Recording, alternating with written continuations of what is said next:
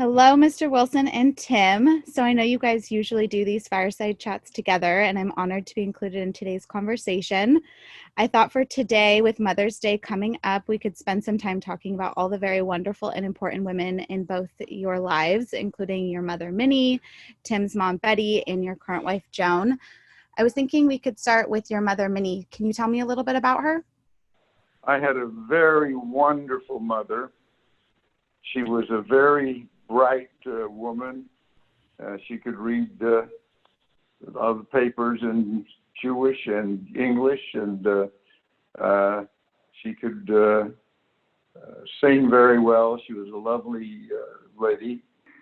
And my father, unfortunately, died in February of 1930, just at the start of the Depression.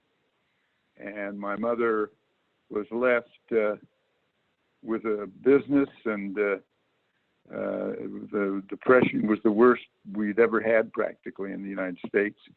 And so she he didn't leave a will or anything, and it was just terrible. And my mother had two little boys, and we had a house. And by the time things ended up with, we had nothing. And so she had converted our house to some apartments, one bedroom and stuff. And she ran that, and that's basically what we lived on through the Depression. And she was able to do that. She was always taking care of her boys. And I tell the story, which these two bullies were out starting to beat up my brother when he was about 14 or years old, and I was younger, and they started beating her. And my mother, who's 4'10", grabs the broom and goes out and hits them with a broom and knocks those kids on their bum. And so that was the kind of gal she was. She wouldn't have. Nobody was going to bother her boys. She was incredible. When you got in trouble, did she just stare at you and that was enough? Like, oh yeah. Well, she would give one look and you would know you were in trouble. I'll tell you, to the day she died, she could look my brother and me in the eye, and we would come to attention. So she was that kind of a person. She was really terrific. And I think she taught us very good manners. She got us to respect women, and so that my brother and I never, ever couldn't understand why some guys felt the way they do about their superiority to women. And we never felt that way because we saw our mother, and she was a leader, and it was terrific. And what about the other women in your life? Your late wife, Betty, which is Tim's mom, and your current wife, Joan. Both my wives have been just incredibly helpful. They're both very similar in the sense that they're very bright, very capable, and I can't tell you how much I appreciated Betty, and she did some wonderful things. She was school board at Beverly Hills, and she's done some wonderful things in her life and achieved them and helped me grow my existence and helped Ernest Packaging start pretty well, and always gave me helpful advice. And Joan is the same ilk. She's always helping me. She's giving me great advice, and she really has been, I don't know how I could have been so lucky to have two wonderful, wonderful wives. Are there any qualities in Tim that remind you of Betty?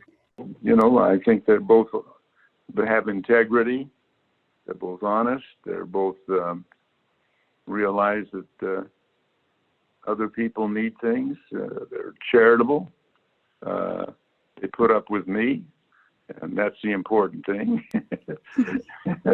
And how did you and Betty meet? Well, I saw her at the ocean. She was an AE5 from UCLA. And I liked it.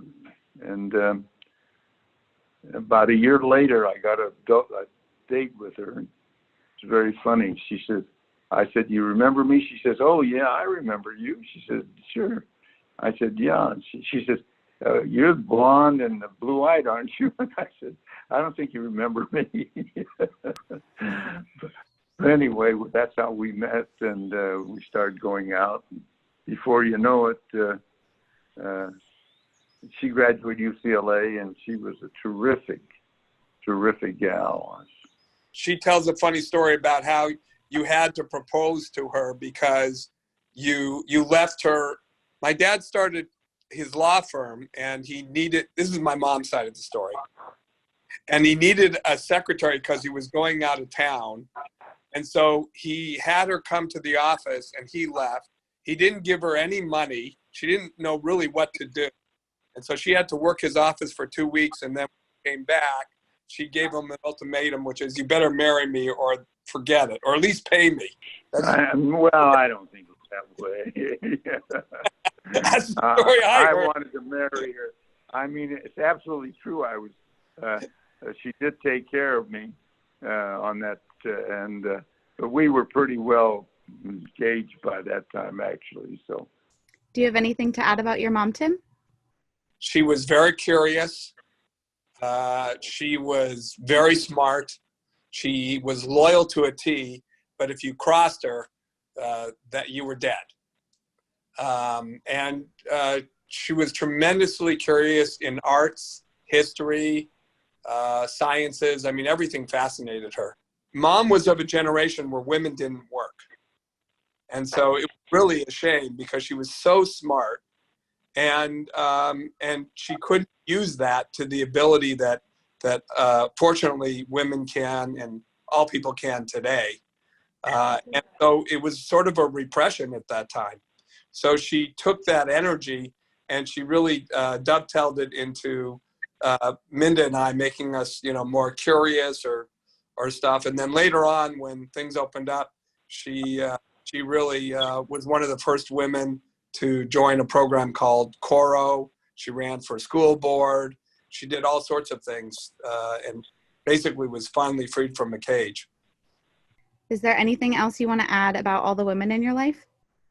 I feel I'm very lucky, and I think they've helped me help Tim grow the business, and we've done a lot of good things, and we attributed a lot to the facts of what we had the women give for us, and I really thank them very much.